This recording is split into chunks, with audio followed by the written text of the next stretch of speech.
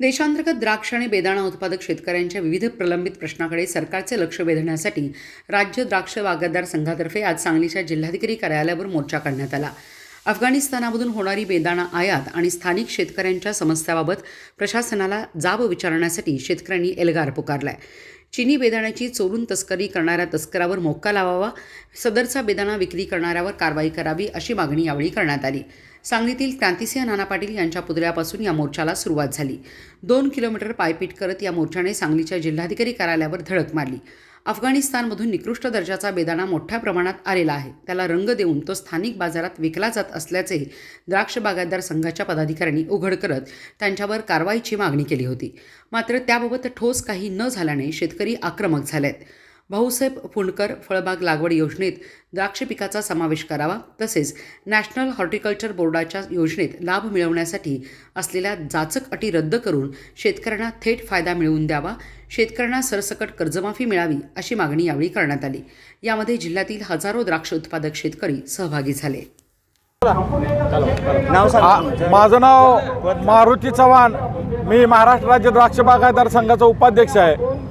आज आम्ही गेल्या 6 महिन्यापूर्वी 6 ऑगस्टला आम्ही मोर्चा काढला होता ह्याच प्रश्नावर, आणि अफगाणिस्तानच्या बेदाण्याला आयात कर लागावा, चीनची चुरट्या आयात थांबवावी बेदाण्याची, ह्या अशा मागण्यांसाठी मोर्चा काढला होता। परंतु शासनानं त्या मागणीकडे काही लक्ष दिलं नाही, आणि पुन्हा आणखी व्यापाऱ्याने हा बेदाणा आणून ह्या बाजारात 10 किलोच्या बॉक्समध्ये आणला बेदाणा परदेशी, आणि तो बेदाणा वॉशिंग करून कलर मारून निकृष्ट दर्जाचा तो बेदाणा भरला इंडियन बॉक्समध्ये, आणि असं इंडियाच्या बेदाण्याचं नाव खराब करायचं काम ह्या मंडळीने केलं।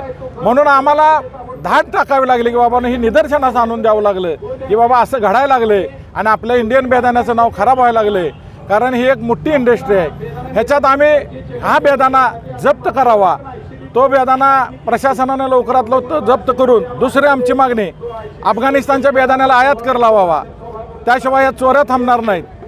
आणि अफगाणिस्तानचाच बेदाणा उत्पादन कमी होतंय, परंतु आयात तिकडं जास्त होत्या, म्हणजे इराण, इराक, तुर्कस्तान, चीनचा बेदाणा अफगाणिस्तानच्या नावानं बॉक्समध्ये भरून इकडे येतो।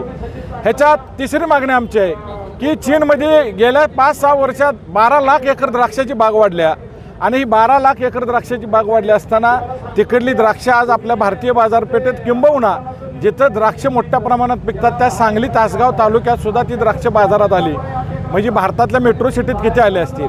ही चीनच्या द्राक्षाला केंद्र शासनानं आयात कर जो 30% आहे तो 100% केला पाहिजे, अन्यथा भारतीय द्राक्ष शेती पुन्हा मोडकळीस येईल चीनच्या ह्या कारनाम्यामुळं।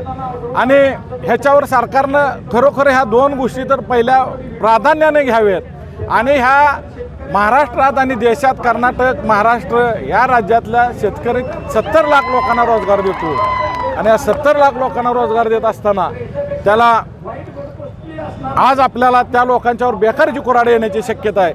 म्हणून या मागण्या आहेत। चौथी मागणी आमची आहे की नॅशनल हॉर्टिकल्चर बोर्डाचं जे अनुदान मिळतं ते अनुदान आम्हाला 35% दिलं जातं, आणि ते 10 एकरच्या वरच्या बागायतदाराला दिलं जातं।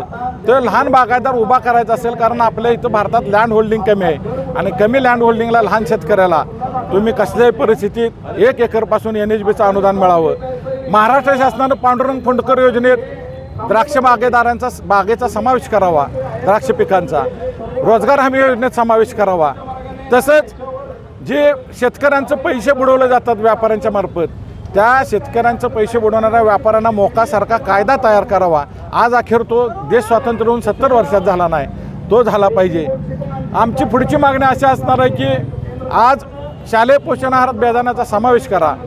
22 डिसेंबरला केंद्र शासनानं एक GR काढला की न्यूझीलंडच्या फळाला आणि मनुक्याला आयात कर मुक्त केलं, तर हा निर्णय केंद्र शासनानं माघारी घ्यावा, कारण ह्याच्यामुळं आमच्या फळ उत्पादकांचा मोठा तोटा होणार आहे। हा सुद्धा न्यूझीलंडच्या येणाऱ्या फळाला, मनुक्याला आयात कर 100% लावावा, त्याशिवाय आपला फळ बागायतदार, द्राक्ष बागायतदार ह्या महाराष्ट्रातला वाचणार नाही।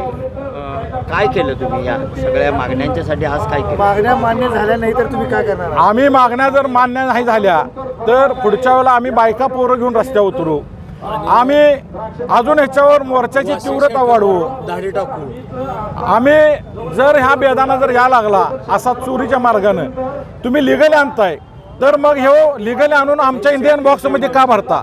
हा लिगली आणताय ना तुमच्या ब्रँडनं विका ना बाजारात, पण तुम्ही इंडियन बॉक्समध्ये भरून ह्या मार्केट कमिट्यात लावता. ह्या मार्केट कमिट्या इथल्या शेतकऱ्यांचा माल सौद्याला लावण्यासाठी आहेत, परदेशाचा माल सौद्याला लावण्यासाठी नाहीत. ह्याचा सुद्धा व्यापाऱ्यांनी विचार करावा आणि सरकारनं ह्याच्यावर निर्बंध आणावेत. 5 वर्ष कोरोनाच्या काळात हे जर मागण्या मान्य झाल्या नाही तर पुढचं पाऊल काय असणार तुमचं? आमचं पुढचं पाऊल, आमचा संघर्ष अजून तीव्र करू.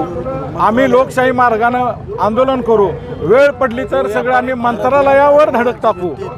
आम्ही थांबणार नाही, कारण ह्यात आमचे पोरं बिरं आम्ही तरुण पोरं ह्या उद्योगात उतरवलेत आणि हा उद्योग जर मोडकळीस आला तर आज एका बाजूला बॅटरीवरच्या गाड्या आल्यामुळं मेकॅनिकल इंजिनियरला काम नाही, AI टेक्नॉलॉजी आल्यामुळं जे आज या IT क्षेत्रात काम करणाऱ्या पोरांच्या कोराड कोसळणार आहे.